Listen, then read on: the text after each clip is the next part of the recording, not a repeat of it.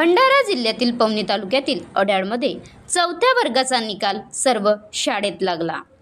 गट शिक्षण अधिकारी पवनी यांनी सर्व केंद्रप्रमुख व सर्व मुख्याध्यापक यांना सूचित केले होते की शाळेत टीसी वाटप करताना इतर खाजगी शाळेतील शिक्षक टीसी वाटपाच्या वेळेस उपस्थित राहू नये।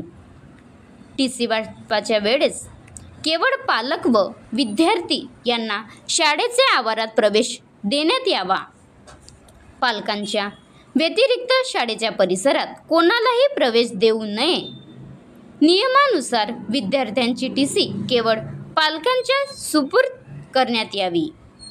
गट शिक्षण अधिकारी यांचे असे आदेश असताना सुद्धा काही शाळेचे शिक्षक चक्क पालकांकडून टीसी घेण्यासाठी शाळेच्या आवारात दिसत आहेत। त्यामुळे आता त्यांच्यावर काय कारवाई करणार याकडे जनतेचे लक्ष लागले आहे।